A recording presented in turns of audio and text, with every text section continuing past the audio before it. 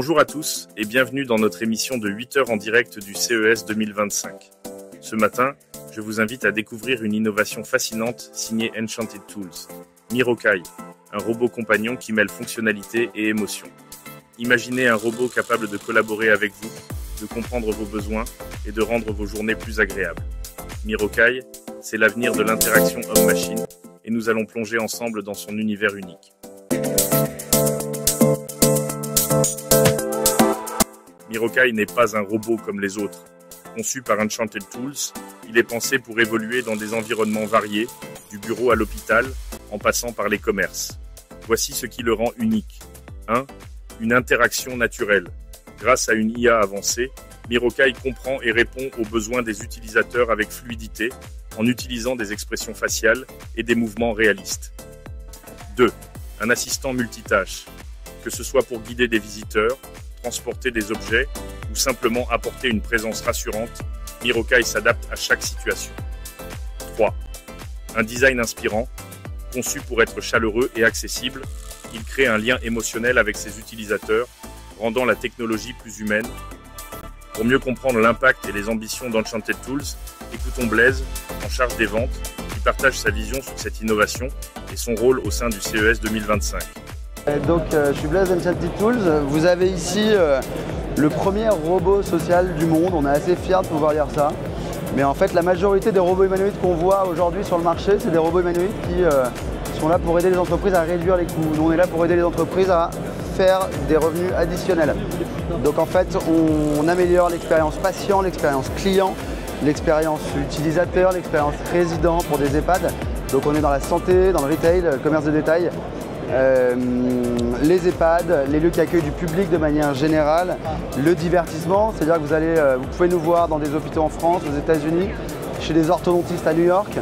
On va être bientôt au front desk d'une grosse entreprise financière à New York.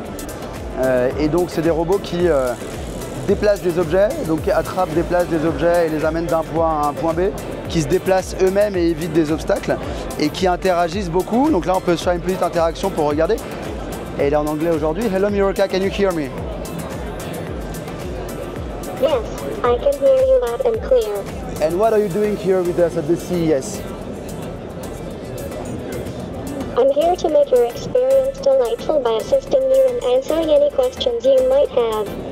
Okay, cool. What could you do for a retail store, for example? In a retail store, I can act as your friendly concierge. I'll guide customers, provide information, show directions, and explain products. My goal is to make shopping enjoyable and ensure customer satisfaction. Donc comme vous pouvez voir, en fait, c'est une interaction qui est très forte. On peut la connecter à tous les LLM. Là, en l'occurrence, elle est connectée à OpenAI, donc GPT. Pour autant, nos clients font ce qu'ils veulent sur la version commercialisée, parce que là, on a la seconde version de prototype devant nous. Donc c'est une version qu'on va produire en dizaines d'unités. On a le nouveau proto qui est déjà en prod là, donc on a arrêté celui-là. Et donc là, on en a quelques-uns, on va en produire plusieurs centaines. On est basé à République à Paris, où on a un immeuble entier qui est dédié à la robotique humanoïde. Qui est rue de la Fontaine-au-Roi, on t'accueillera avec plaisir. Et du coup, pourquoi je disais ça, la version commercialisable, c'est une version qu'on va vendre à peu près 40 000 $, sur lesquels s'ajouteront des frais de maintenance mensuels, avec différents niveaux de maintenance qui ont été faits. Et un truc qui est assez dingue avec l'IA et les avancées des LLM récemment, c'est qu'on n'a plus besoin de boutons ou d'ordinateurs pour leur donner des ordres. Donc là, Actions by Voice, donc là simplement par la voix, je peux lui donner un ordre, on va se faire un exemple. Mirokai, can you move backwards for 2 meters and wave with your right arm at the same time, please? Right hand, sorry.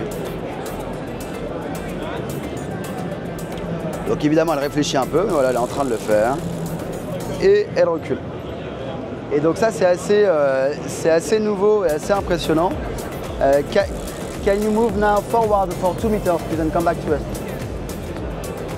Donc ça, c'est complètement nouveau. Ensuite, on a fait des choix de simplification drastiques sur des outils qu'on utilise. Donc en fait, elle reconnaît que ce type de poignet là. Ils ne reconnaissent que ce type de poignet là, parce qu'on a Miroka, la sœur, et Miroki, le frère. L'espèce, c'est les Mirokai. Ils viennent de la planète Nimira et ils sont arrivés dans leur version physique comme on peut l'avoir là. Et donc leur body suit, on l'appelle. Et pourquoi je dis ça? Donc car ne reconnaissent que ces poignées-là. Tout objet qui est équipé avec cette poignée-là est attrapable. Ça peut être des plateaux, ça peut être des chariots. Donc là, typiquement, un plateau qui sera parfait pour livrer des plateaux repas dans un EHPAD, dans un hôpital.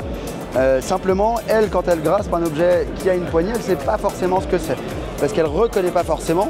Donc on a additionnellement à ça ce qu'on appelle des runes. Les runes, c'est des objets qui donnent différentes informations. C'est des petits contrôleurs Bluetooth. Et donc en l'occurrence, je le mets sur l'objet et je lui dis ça, c'est un plateau repas. Elle sait que c'est un plateau repas. Aussi, je peux le poser à un endroit et lui dire, après ce point-là, c'est la salle des produits chimiques dans un hôpital. Je ne veux jamais que tu puisses aller dans cette salle-là. Donc ça fera un mur virtuel pour le robot. Et troisième chose, on peut lui donner des informations de personnes. Donc je le mets dans une poche d'une résidente d'EHPAD qui a Alzheimer par exemple. Je lui dis, je mets comme information que la personne ne se souvient que de la fois où elle a rencontré son mari. Et je donne l'histoire à Miroca en prompt. À chaque fois que Miroca va croiser la personne, elle va lui rappeler la seule histoire qu'elle a envie d'entendre et qui lui mettra un sourire sur le visage pendant sa journée. Ouais. Point techno assez important, c'est la boule sur laquelle elle se trouve, qu'on appelle le rolling globe. Donc ça, c'est un gyroscope, elle est en équilibre dessus, donc elle est tout le temps en train de chercher son équilibre. Et super avantage technique, c'est qu'il n'y a que 3 moteurs pour faire tourner le gyroscope, et il utilise son poids pour avancer comme un Segway. Donc en fait 3 moteurs, c'est assez... c'est peu en termes de consommation de batterie, là où des robots humanoïdes bipèdes ont besoin de 10 à 15 moteurs pour faire tourner juste les jambes. Donc ça, c'est un choix technique qu'on a fait, duquel on est assez fiers. Donc écoutez, voilà, version commercialisable à partir de début 2026. Pour l'instant, des centaines de robots qui sont vendus à des universités, à des laboratoires de robotique, des laboratoires d'innovation de grosses entreprises. Et puis des milliers d'unités qui vont être produites, à la fois dans nos bureaux à Paris République, on va en faire plusieurs centaines, dans une usine qu'on va construire et sortir de terre en France bientôt en 2025. Et du coup, on va pouvoir produire des milliers d'unités. Enchanted Tools et son robot, Mirokai, montrent que la technologie peut être à la fois fonctionnelle et émotionnelle. Une véritable avancée pour les entreprises et les espaces publics, mais aussi une démonstration de la puissance de l'innovation au CES 2025. Et vous, aimeriez-vous collaborer avec un robot comme Mirokai dans votre quotidien? Partagez vos idées en commentaire et restez connectés. À 10 h, nous explorerons une tendance clé de cette édition du CES. À tout de suite.